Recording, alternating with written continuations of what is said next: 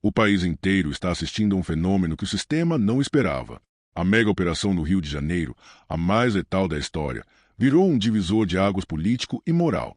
Cláudio Castro, governador do Rio, encarnou o papel de quem faz o que precisa ser feito, enquanto figuras como Alexandre de Moraes e o próprio governo Lula se veem pressionados por um sentimento crescente de revolta popular. A gente precisa ir direto ao ponto. O sucesso da operação assustou Brasília. As forças de segurança avançaram contra o crime organizado de forma inédita e o impacto foi político. Pesquisas apontam que 57% dos cariocas apoiaram a ação, mesmo diante da pressão da ONU e das ONGs que classificaram a operação como violenta. A verdade é que o povo está cansado. Décadas de leniência, discursos sobre vítimas sociais e políticas ineficazes transformaram o Brasil em um país onde quem trabalha vive com medo e quem mata é compreendido. Enquanto Lula defende traficantes dizendo que também são vítimas, Cláudio Castro comemora prisões e apreensões. Enquanto Moraes acena à moderação e ao discurso dos direitos humanos seletivos, o Rio de Janeiro mostrou que o povo quer ordem. É um choque de mundos, a lógica da força contra a lógica da desculpa.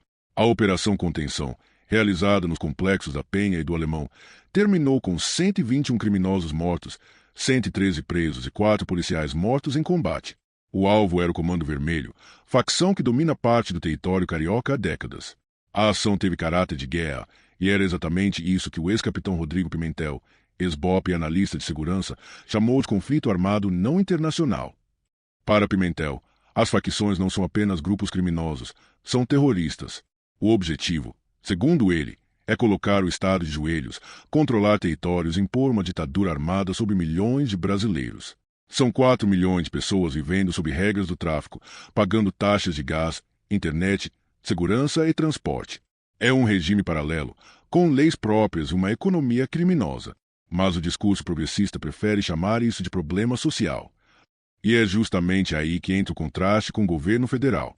Enquanto Cláudio Castro age, Lula hesita e relativiza, afirmando em baile que traficantes são vítimas da sociedade. Para quem vive o terror diário nas favelas, essa frase soou como um insulto. No mesmo momento em que o governador do Rio assume protagonismo e propõe consórcio da paz com outros governadores de direita, Alexandre de Moraes tenta conter a escalada com declarações tímidas, enquanto o STF é criticado por ter virado símbolo de nação diante do avanço do crime. A primeira consequência é o medo que a operação provocou em Brasília. O sistema, STF, esquerda e setores da imprensa, percebeu que a direita encontrou um novo eixo de mobilização popular, a segurança pública. Cláudio Castro, antes visto apenas como gestor regional, virou símbolo de uma nova direita pós-Bolsonaro. Um homem que fala pouco, age rápido e comunica com resultados. O impacto eleitoral é imediato. Pesquisas internas já mostram que o tema segurança e combate ao crime é o número 1 na pauta dos eleitores de 2026. Para Moraes e o Supremo, isso é um pesadelo. A narrativa progressista que domina o judiciário há anos, pautada na ideia de ressocialização, garantismo e crimes sociais, está ruindo diante do clamor popular por força. A operação virou um termômetro. Quando a ONU critica e 57% da população apoia, algo muda de lugar. Quando Lula fala em vítimas e o povo grita bandido bom é bandido morto, a elite política percebe que o discurso mudou de dono. Moraes, que sempre se apresentou como o grande garantidor da ordem institucional, vê essa ordem desmoronar diante da realidade do caos. A direita agora fala de lei e ordem com base em fatos, não em slogans. E o povo está ouvindo. A segunda consequência é onde o jogo começa a ficar estratégico. A Operação Contenção reposicionou o campo conservador no mapa político. Desde a condenação de Jair Bolsonaro, a direita parecia órfã de uma bandeira popular. Agora encontrou uma: segurança, força e reação. De um lado, o PT insiste no discurso das causas sociais e da empatia pelos criminosos. De outro, governadores como Cláudio Castro, Tarcísio de Freitas e Romeu Zema começam a articular um bloco pragmático que fala diretamente à indignação popular. É o nascimento de um novo eixo político, o Consórcio da Paz, que na prática é um contraponto direto ao Consórcio Nordeste dominado pela esquerda. Os analistas chamam isso de revanche moral. A direita, acuada após o 8 de janeiro e a perseguição judicial aos seus líderes, agora retorna com uma pauta que ninguém tem coragem de enfrentar: o combate direto ao crime.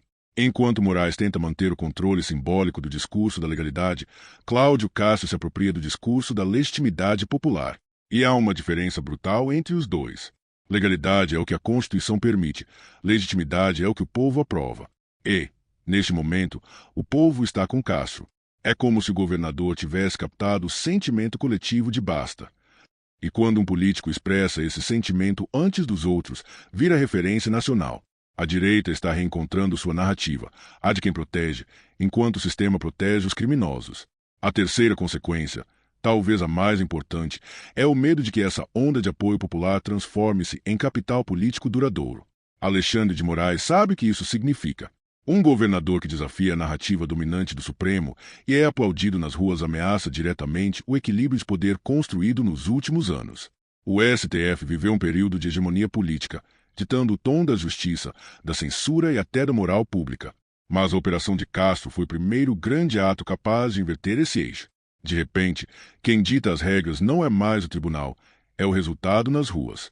O próprio Rodrigo Pimentel descreve as facções como forças terroristas que visam destruir o Estado. Ele cita casos brutais, escolas metralhadas, civis queimados, bairros inteiros sitiados, e lembra que, em qualquer legislação internacional, isso é terrorismo. O silêncio do Supremo diante dessa realidade é ensurdecedor.